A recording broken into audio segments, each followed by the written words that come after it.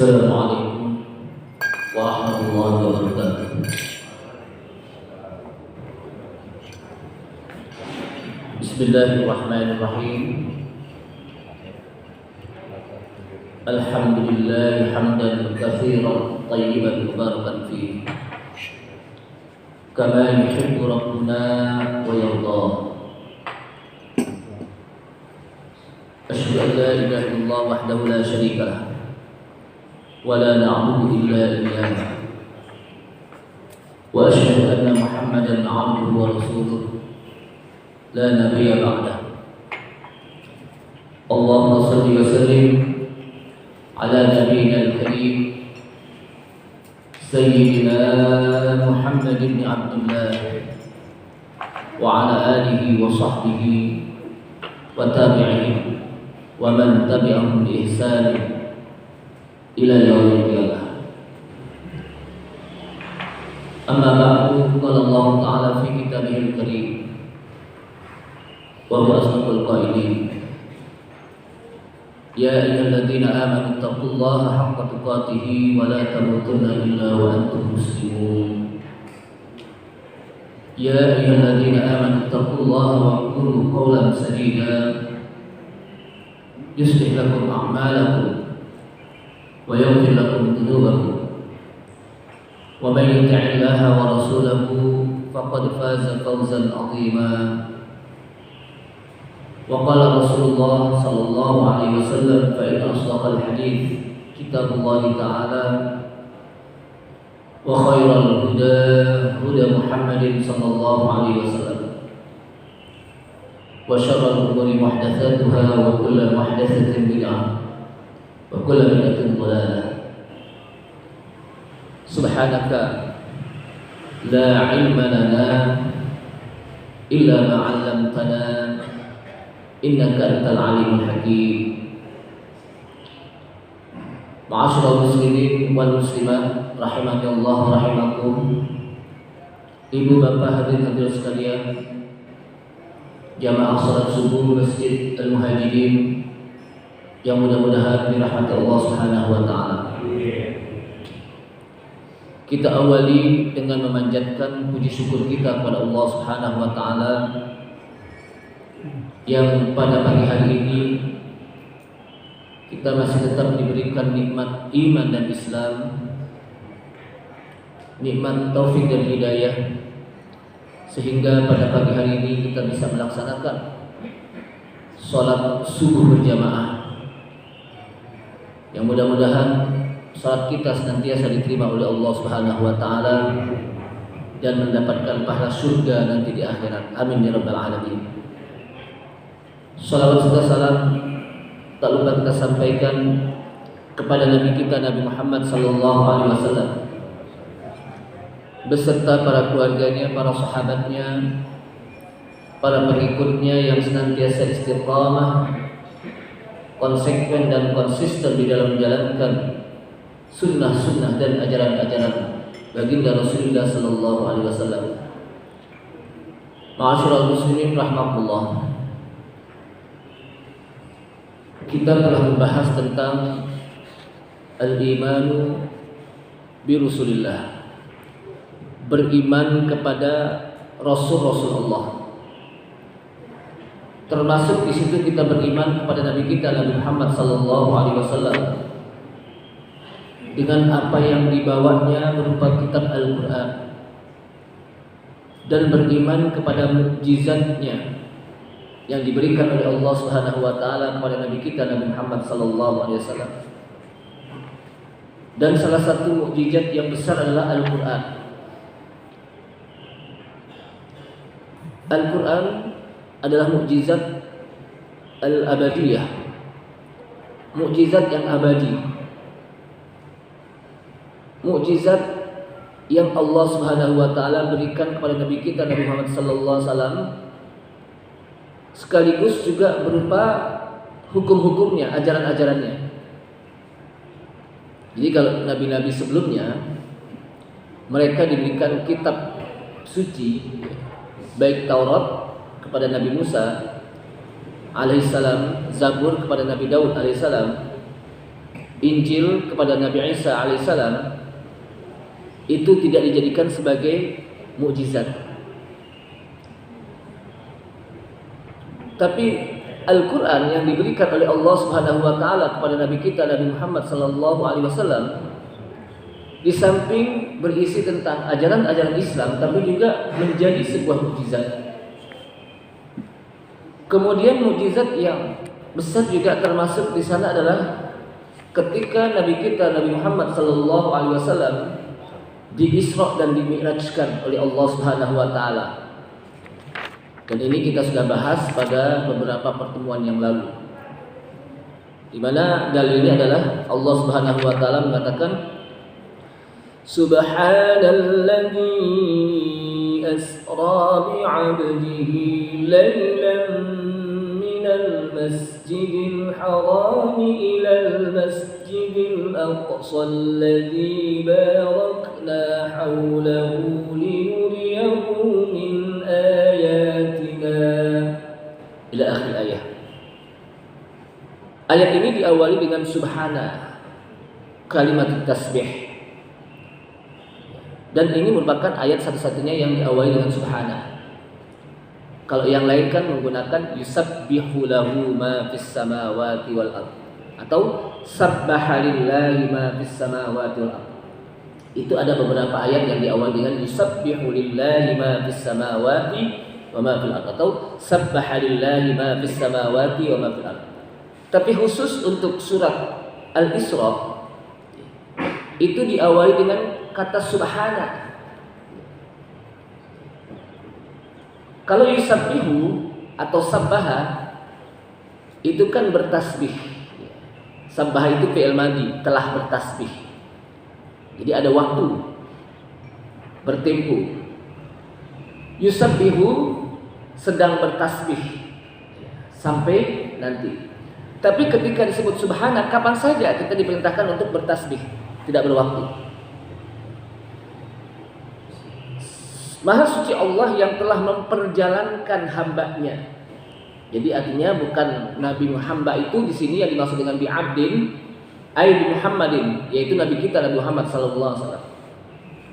Dan ada beberapa ayat termasuk di surat Al-Isra itu ketika Allah Subhanahu wa taala menyebut Rasulullah SAW itu tidak dengan namanya, tidak dengan bi Muhammadin, tapi dengan kata-kata abdul. Kenapa? Karena Nabi kita adalah salah satu manusia yang paling menghambakan diri. Jadi orang yang paling menghambakan diri adalah Nabi kita Nabi Muhammad SAW. Maka disebut gelar abdul. Dan Rasulullah SAW tidak berjalan sendiri, tapi diperjalankan. Artinya ada yang menjalankan. Siapa? Allah Subhanahu wa taala. Kapan? Lailan, pada malam hari. Dari mana? Minal Masjidil Haram, dari Masjidil Haram di Mekah, ilal Masjidil Aqsa, ke Masjidil Aqsa. Di mana? Di Palestina. Tidaklah masjid itu mulia, tidaklah tempat itu mulia kecuali Allah Subhanahu wa taala sebutkan. Maka Masjid Aqsa itu di mana, Pak? Di Palestina. Udah pernah ke sana belum nih? Belum, sama kalau begitu. Jadi Masjid Aqsa itu di Palestina. Di mana kemarin kan sedang ribut-ributnya itu ya, perang antara apa? Yahudi dengan penduduk Palestina. Kenapa kita sebagai umat Islam membela Palestina? Karena di situ ada Masjid Aqsa, masjid yang paling mulia. Setelah Nabi apa? Setelah Masjid Haram, setelah Masjid Nabawi, maka Masjid Aqsa. Kenapa kita harus membela Masjid Aqsa, Palestina?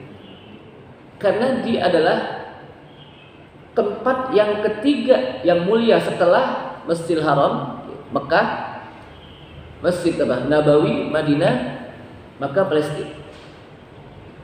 Sebab Allah Subhanahu wa taala mengatakan alladzi barakna haulahu, yang kami telah berkahi di sekitarnya, di sekitar masjid.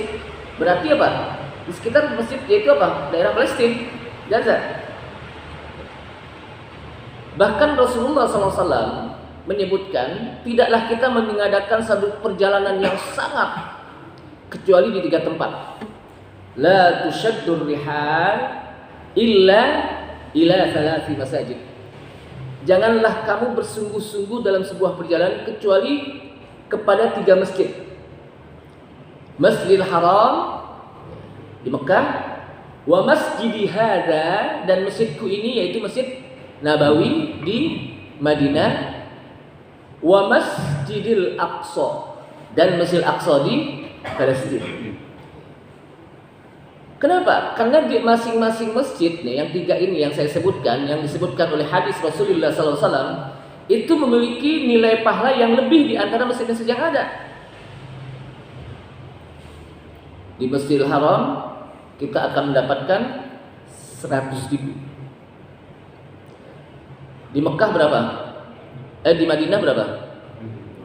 1.000. Di Masjid Aqsa 100. Di Masjid Muhajirin berapa? Sama yang lain. Kecuali 3 masjid ini. Kecuali 3 masjid ini.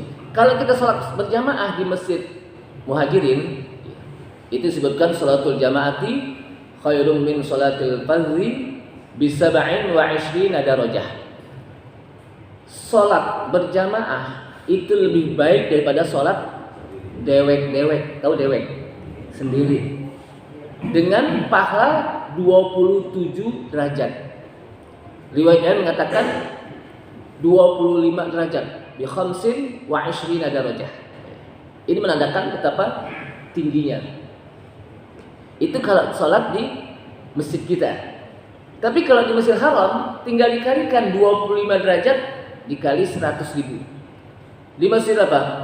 Masjid Nabawi dikali 1.000. Di Masjid Aqsa dikali 100. Berapa itu? Oh, udah tinggal hitung aja Ustaz ya. Artinya apa? Begitu pentingnya kita apa? Masjid Palestina. Dan itu juga termasuk daerah para nabi dan rasul. Masjid Palestina itu apa? Di Palestina itu adalah apa? Adalah tempatnya para nabi dan rasul. Termasuk Nabi Ibrahim alaihissalam yang melahirkan keturunan-keturunan dari kalangan Bani Israel. Makanya jangan kita mengatakan dasar Israel, itu bukan. Dasar Yahudi. Nah, itu. Kenapa? Kalau disebut Israel itu Yakub. Nama Nabi Yakub yang lainnya itu disebut apa? Israel. Keturunannya dikenal dengan Bani Israel. Nah, orang-orang Yahudi ingin mengecohkan kita sebagai umat Islam, maka mereka disebut negara Israel, orang-orang Israel. Padahal mereka adalah orang-orang Yahudi. Jamaah sekalian, kemudian setelah Rasulullah diperjalankan dari Masjidil Haram ke Masjidil Aqsa, ini menandakan bahwa kehidupan umat Islam tidak bisa terlepas dari masjid. Paling enggak sehari dia ke masjid berapa kali? 5 kali. Kan sholat berjamaah apa? 5 kali. Ada yang cuma terakhir doang ke masjid. Kapan? Waktu meninggal. Itu pun digotong, dipaksa sama orang ke masjid. Itu pun sholatnya di depan imam, bukan di belakang imam, tapi apa? Di depan imam gitu. Nah, jamaah sekalian, ini menandakan bahwa kehidupan umat Islam itu nggak bisa terlepas dari masjid. Kenapa? Karena Rasulullah di Isra dan Dimi'rajkan itu dari Masjidil Haram ke Masjidil Aqsa, lalu naik Mi'raj ke langit sampai ke Sidratul Muntaha. Jamaah sekalian, ini adalah mukjizat yang diberikan oleh Allah Subhanahu wa taala yang besar kepada nabi kita Nabi Muhammad SAW. Maka pada pagi hari ini itu baru mukadimah, Pak ya. Mukadimahnya alhamdulillah ya baru 10 menit ya. Maka sekarang ini kita masuk kepada al-imanu bil yaumil akhir. Beriman kepada hari akhir. Apa yang dimaksud dengan beriman kepada hari akhir? Beriman kepada hari di mana tidak ada lagi hari di dunia. Itu adalah hari akhir. Tidak ada hari lagi di dunia. Kenapa? Karena saya ingin masuk kepada akhirat. Dan beriman kepada hari akhir itu termasuk salah satu daripada rukun apa? Rukun iman.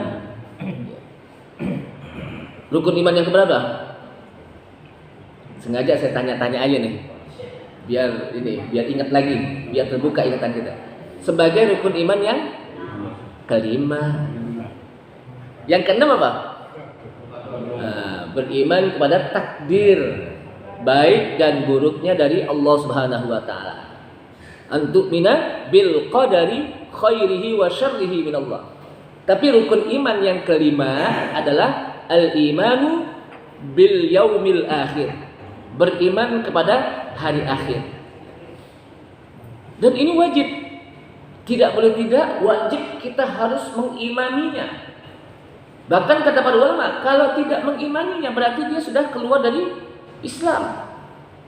Kenapa? Karena ini bukan hanya sekedar dalil hadis, tapi juga Al-Quran dengan begitu banyak dalil menjelaskan tentang bahwa nanti ada yang dikenal dengan al-yaumul akhir, hari akhir, hari kiamat. Hari kiamat itu namanya macam-macam, banyak, sesuai dengan peristiwanya.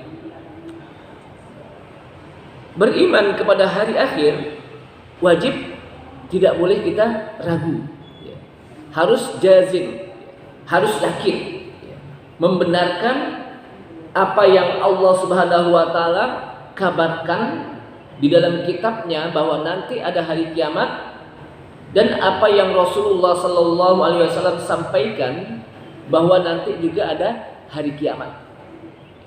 Jadi bukan hanya sekedar Rasulullah SAW yang menyampaikan, tapi juga Allah Subhanahu wa taala dalam Al-Qur'an juga menyampaikan tentang bahwa nanti ada hari kiamat. Hari di mana setelah kematian. Jadi bukan hanya sekedar dunia akan hancur, alam ini akan hancur, tapi nanti ada hari yang disebut dengan hari apa? Ba'dal maut. Yang mencakup di sana ada yang dikenal dengan fitnatul qabri. Ada fitnah kubur. Yang dimaksud fitnah di sini bukan tuduhan. Kalau bahasa kita kan difitnah apa? Dituduh, bukan. Ini yang dimaksud apa? Ujian. Yang dikenal dengan su'alul qabri, pertanyaan kubur. Itu yang disebut dengan apa? Fitnatul qabri. Kadang dia bisa mendapatkan nikmat kubur karena dia bisa menjawab pertanyaan dua malaikat. Bisa juga dia mendapatkan adab kubur karena dia tidak bisa menjawab pertanyaan dua malaikat. Ini namanya fitnatul qabri. Sampai Rasulullah SAW berdoa kepada Allah SWT di dalam akhir sholatnya, yaitu di tasyahud akhir. Apa yang beliau ucapkan? Allahumma inni a'udzubika min adzabi jahannam wa min adzabil qabr. Ya Allah, aku berlindung kepadamu dari siksa jahanam, siksa api neraka jahanam.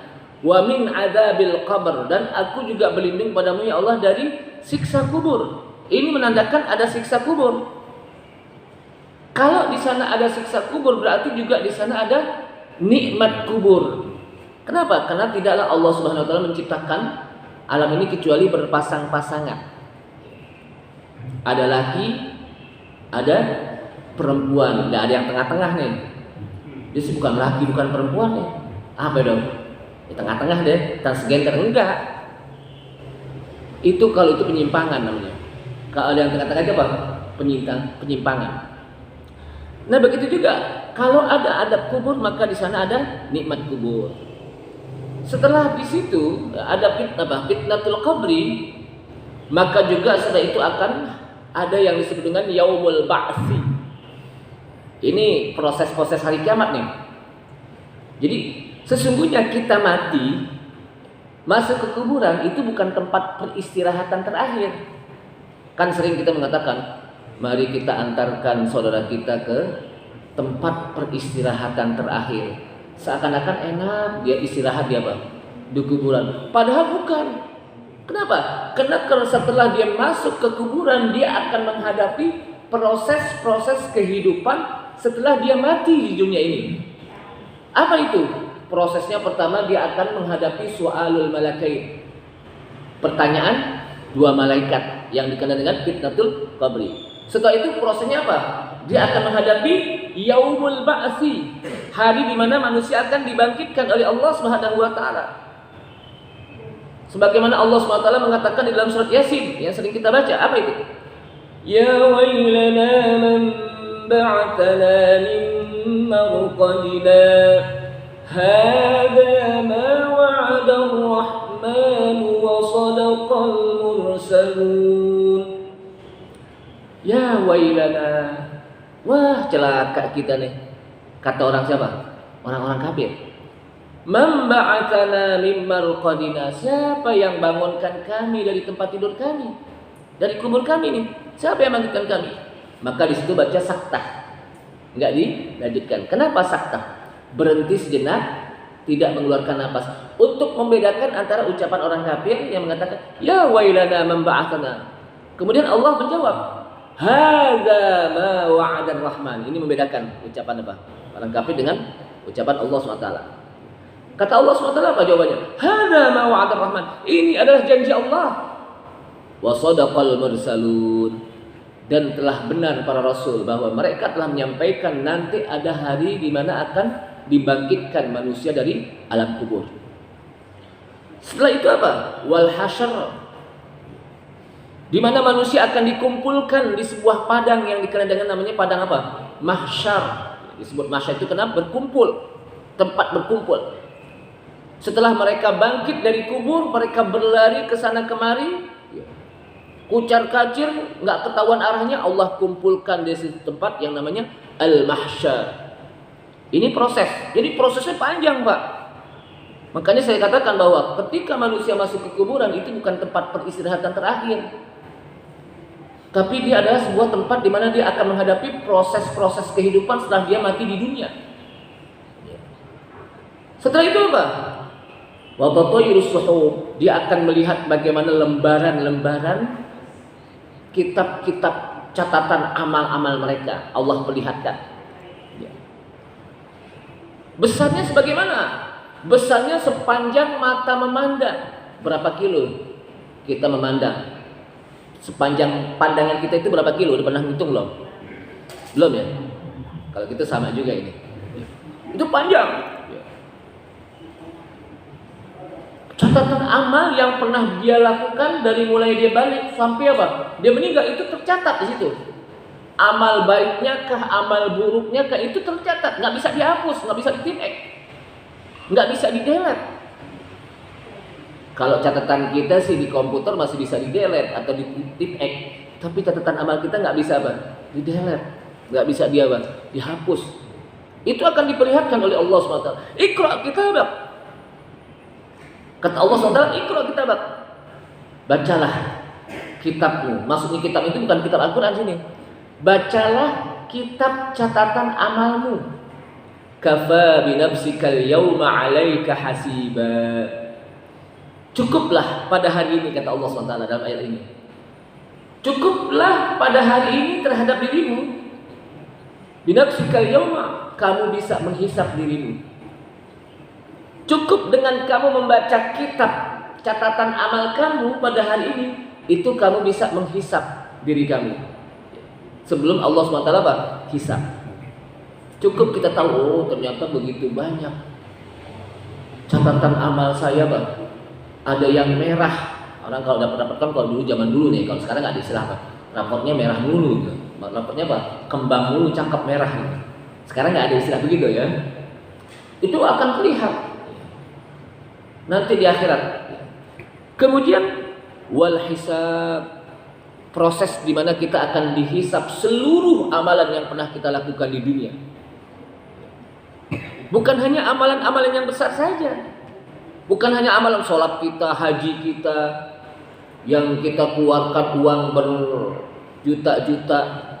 Kan kalau kita pergi haji apa? Berjuta-juta Pak ya? Tahun ini kita nggak pergi haji nih. Indonesia nggak berangkat haji, udah 2 kali.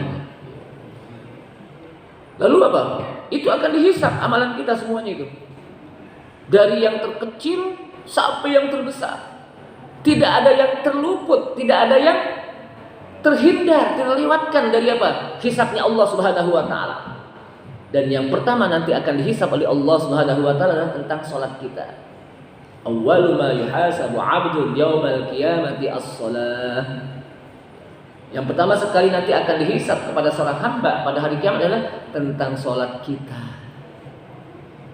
Makanya hati-hati salat harus benar, harus kita lakukan dengan ilmu.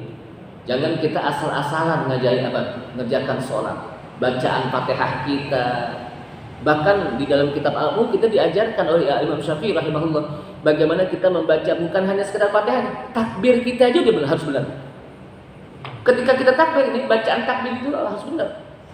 Takbiratul ihram, Allahu Akbar. Enggak boleh Allahu Akbar. Ini panjang. Enggak boleh. Kenapa? Kalau dibaca Allahu Akbar, artinya lain. Artinya apa? Apakah Allah Maha Besar? Jadi Allahu Akbar. Tidak diboleh dibaca Allahu Akbar. Atau ini benar Allahu Akbar. Berarti panjang. Enggak boleh juga. Kenapa? Kalau dibaca panjang, Allah itu adalah beduk. Bar panjang itu artinya apa? Beduk. Masa Allah beduk? Padahal kata-kata akbar, Allah Maha Agung, Allah Maha Besar. Atau dia baca Allahnya benar, akbarnya benar, cuman di tengah-tengahnya diselipin huruf waw. Allahu Akbar. Hati-hati nih. Saya pernah dengar juga ini. Orang baca apa? Allahu Akbar. Pernah gak dengar gitu? Padahal salah. Kenapa? Karena Allahu Akbar itu satu kesatuan, di mana Allah itu adalah Maha Besar. Ketika diselipi dengan huruf waw di tengah-tengah, Allah dan Maha Besar. Allah dan Maha Besar. Makanya tidak boleh dibaca Allahu Akbar. Lalu banyak lagi yang dijelaskan tentang bagaimana cara membaca takbir. Itu baru takbir, belum baca Fatihahnya. Belum bagaimana cara rukuknya, sujudnya. Nah, ini pada bab tentang bab ibadah. Setelah itu Allah Subhanahu wa taala pun memperlihatkan bagaimana nanti di akhirat proses hari kiamat itu setelah dihisab wal mizan. Seluruh amalan kita akan ditimbang. May ya'mal mithqala dzarratin khairan yarah wa man ya'mal mithqala dzarratin syarran yarah. Barang siapa yang amal kebaikannya lebih berat daripada amal keburukannya, dia akan menjadi khairan yarah. Dia akan menjadi makhluk yang paling baik. Akan menjadi beruntung. Tapi ingat, wa may ya'mal mithqala dzarratin syarran yarah. Barang siapa yang amal keburukannya lebih berat daripada amal kebaikannya, maka dia akan menjadi manusia yang paling buruk nanti. Makhluk yang akan celaka. Ini di surah apa ya, Pak? Wa may ya'mal mithqala dzarratin khairan yarah, di surah Al-Qari'ah. Al-Qari'ah? Az-Zalzalah. Cuman dia, Pak. Cuman mancing aja, Pak. Ternyata alhamdulillah. Ya, banyak-banyaklah kita berinteraksi dengan Al-Qur'an. Rugi bagi orang yang sehari tidak pernah berinteraksi dengan Al-Qur'an. Interaksinya kemana, apa? HP.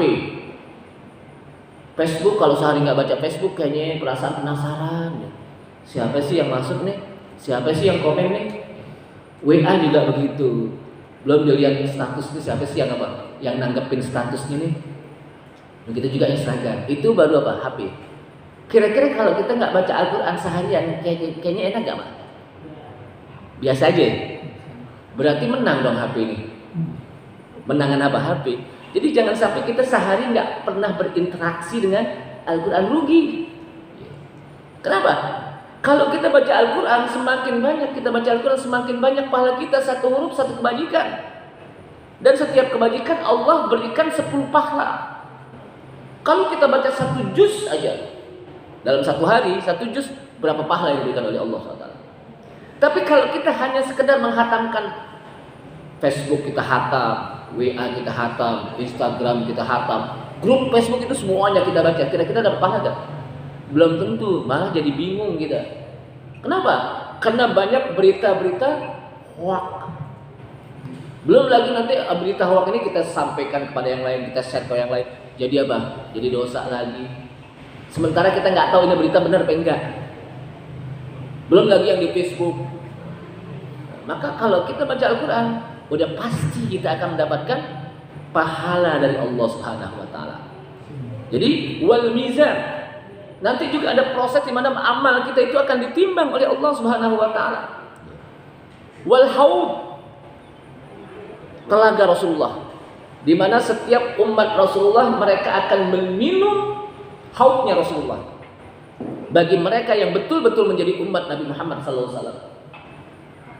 Sehingga ada orang yang ingin minum, lalu dihalau, nggak boleh minum. Kata Rasulullah, ya Allah, ummati, dia umatku. Kata Allah, bukan. Innaka la tadri. Sesungguhnya kamu nggak tahu bagaimana yang dilakukan setelah kamu apa? Meninggal. Dia bukan umatmu. Cuma sekedar ngaku-ngaku doang sebagai umat Nabi Muhammad SAW. Kenapa? Karena para ulama menjelaskan umat Nabi apa? Umat itu ada ummatul ijabah wa ummatul dakwah. Ummatul dakwah itu umat yang hanya sekedar ngaku-ngaku sebagai umat Nabi Muhammad SAW. Tapi sholat enggak, ngaji juga enggak, baca Quran juga enggak pernah. Cuma ngaku-ngaku. Tapi kalau ummatul ijabah, umat yang memang diterima dia sebagai umat Rasulullah SAW. Dan dia akan bisa minum di haud Rasulullah SAW, di telaga Rasulullah. Yang kata Rasulullah SAW, man syariba syurbatan la yutma'u fihi abadan. Barang siapa yang minum sekali minum saja di haud Rasulullah, la yutma'u fihi abadan. Dia tidak akan pernah merasakan haus selama-lamanya. Bayangkan, minum sekali dia tidak pernah haus selama-lamanya. Ketika di surga, kenapa dia mau minum? Ibu bapak sekalian rahmatullah, ingat bahwa kita minum di surga, kita makan di surga bukan karena kita kelaparan, bukan karena kita kehausan. Kenapa? Karena surga itu nggak ada orang yang lapar, nggak ada orang yang haus, dia tempat nikmat. Lalu ngapain dia minum? Makanya orang minum di surga nggak berkali-kali minum nih. Sekarang minum apa? Madu, minum susu, minum kopi susu, macam-macam.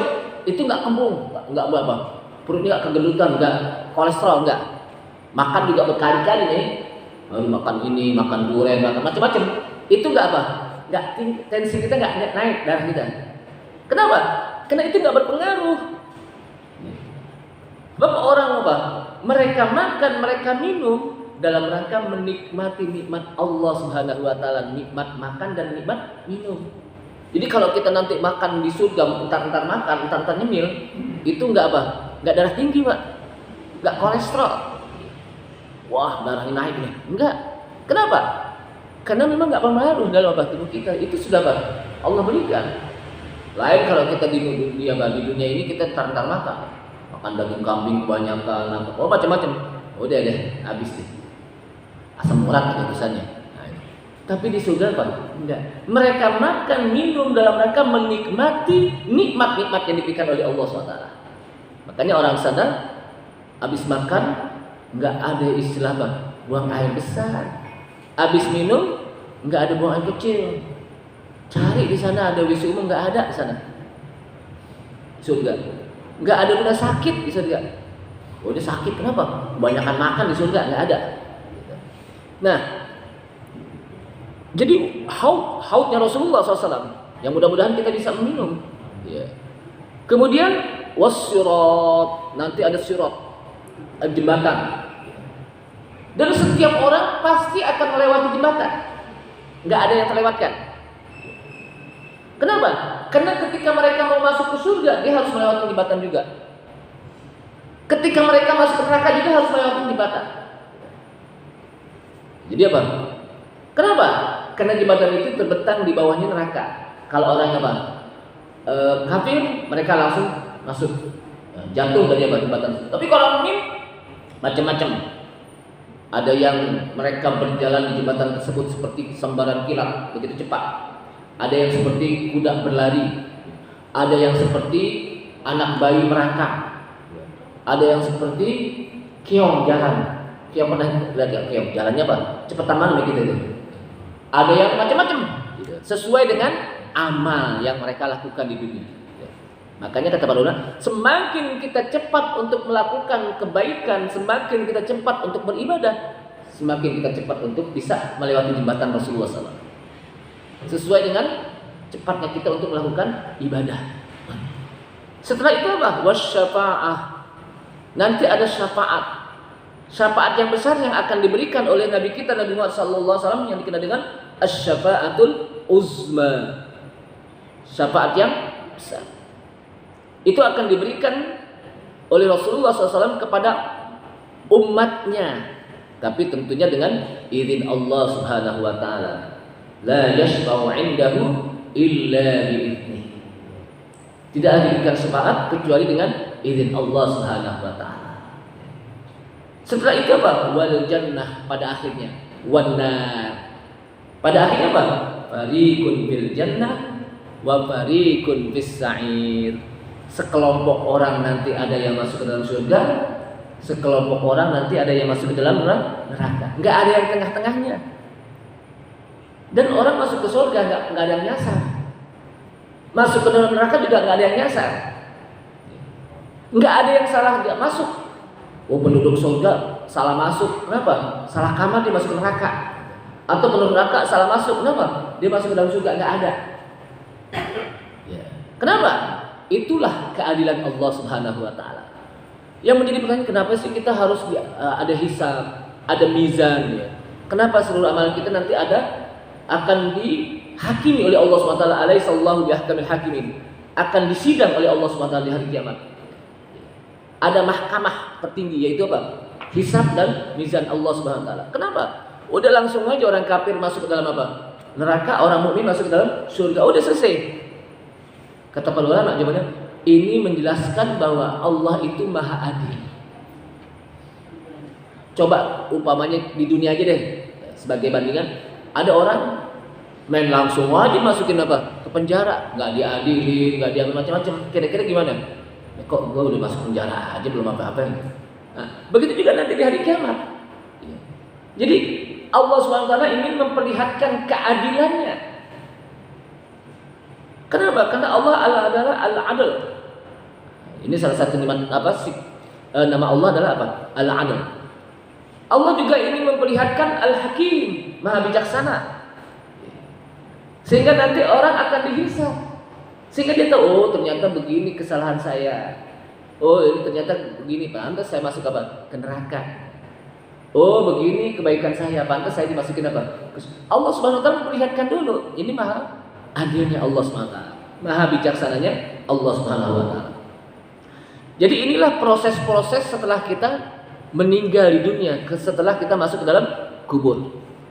Jamaah sekalian, apa dalilnya bahwa kita diwajibkan untuk beriman kepada hari akhir? Dalil. Kita perlu dalil, nggak perlu. Oh, pokoknya ente harus beriman pada hari akhir. Mana buktinya gitu? Mana dalilnya? Harus ada dalil. Dalilnya adalah sebagaimana Allah Subhanahu wa taala menyampaikan, Innal ladzina amanu wal ladzina hadu wan nasara was-sabiin man amana billahi wal yawmil akhir من آمن بالله واليوم الآخر وعمل صالحا فلهم أجرهم عند ربهم ولا خوف عليهم ولا هم يحزنون. Ini di surat Al-Baqarah, Al-Baqarah ayat 62. Apa kata Allah SWT? Innal ladzina amanu, sesungguhnya orang-orang yang beriman, walladzina hadu, menggunakan huruf alladzina, huruf isim mausul. Jadi dua kali. Ketika Allah SWT menyebutkan orang-orang beriman, isim mausulnya sendiri, innal ladzina amanu.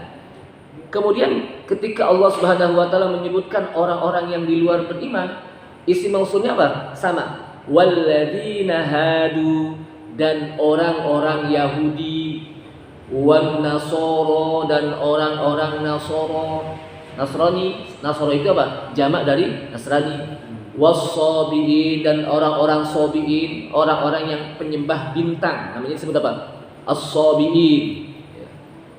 Man amana billah, jika mereka beriman kepada Allah, wal yaumil akhir, digandengkan, beriman kepada Allah dan hari akhir, dan beriman juga kepada hari akhir, wa amila sholihan, dan juga dia beramal soleh, falahum ajruhum 'inda rabbihim, maka bagi mereka pahala dari sisi Allah, dari sisi Rabb mereka. Wala khaufun 'alaihim wala hum yahzanun, dan tidaklah mereka takut ketika menghadapi kehidupan dunia, wala hum yahzanun, dan tidak sedih hati ketika mereka meninggalkan dunia. Jamaah sekalian, ini ayat kalau saya lihat dipakai oleh orang-orang liberal. Tuh lihat tuh, orang Yahudi, orang Nasrani, orang Sabi juga sama. Mereka juga dapat pahala ketika mereka beramal, sama dengan umat Islam. Kalau dapat pahala, mereka juga akan masuk ke dalam surga dengan surga yang sama. Dalilnya saya pakai ini. Dalilnya pakai apa? Innal ladzina amanu wal ladzina hadu. Padahal di sini ada di sini man amana billahi wal yaumil akhir. Jadi innal ladzina amanu, sesungguhnya orang-orang yang beriman, wal ladzina hadu pakai isim mausul sendiri. Ketika Allah Subhanahu wa taala menyebutkan selain orang beriman, ada isim mausulnya sendiri. Walladzina ahadu, dan orang-orang Yahudi, wan nasoro, dan orang Nasrani, was-sabiin, dan orang-orang sabiin, man amana billah. Kalau mereka beriman kepada Allah, kalau nggak beriman dia nggak dapat pahala dari Allah SWT. Jadi syaratnya apa? Man amana billah, barang siapa yang beriman kepada Allah dan hari akhir. Dan hari akhir biasa disebutkan di dalam hadis, man kana yu'minu billahi wal yaumil akhir, barang siapa yang beriman kepada Allah dan hari akhir. Bukan berarti rukun apa? Rukun iman ada dua, beriman kepada Allah dan hari akhir. Kenapa? Memang banyak hadis yang mengatakan apa? Man kana yu'minu billahi wal yaumil akhir falyukrim dhaifahu, wa man kana yu'minu billahi wal yaumil akhir falyukrim jarahu. Jadi bukan berarti apa? Rukun iman itu dua, cuma beriman kepada Allah dan hari akhir. Kenapa? Karena kita harus melihat hadis lagi di mana Rasulullah SAW ketika kedatangan malaikat Jibril dalam bentuk seorang laki-laki dan bertanya tentang, ya Rasulullah, ma huwal iman? Apa itu iman? Maka Rasulullah apa? Antu'mina billahi wa malaikatihi wa kutubihi wa rusulihi wal yaumil akhir wa bil qadari khairihi wa syarrihi min Allah. Jadi ada 6 disebutkan. Yang ini. Jadi apa? Enggak cukup cuman 2 saja. Jadi barang siapa yang beriman kepada Allah dan hari akhir dan juga dia beramal soleh, maka mereka akan mendapatkan pahala dari sisi Rabb mereka, yaitu pahala dari Allah Subhanahu wa taala. Wala khaufun 'alaihim wala hum yahzanun, dan mereka tidak takut di dalam menghadapi kehidupan dunia. Wala yahzanun wala hum yahzanun, dan juga mereka tidak bersedih hati ketika meninggalkan dunia. Dia tidak sedih ketika meninggalkan dunia, meninggalkan keluarganya, enggak sedih. Kenapa? Karena mereka sudah mendapatkan pahala dari Allah Subhanahu wa taala. Ini saja jamaah sekalian, karena nanti ada panjang lagi nih. Ada ayat yang begitu panjang. Insya Allah pada pertemuan yang akan datang, yang insya Allah kita akan diberikan panjang umur oleh Allah SWT, sehat walafiat, ditetapkan iman dan Islam kita sehingga kita bisa menjalankan perintah Allah SWT, dan pada akhirnya kita dalam keadaan husnul khatimah.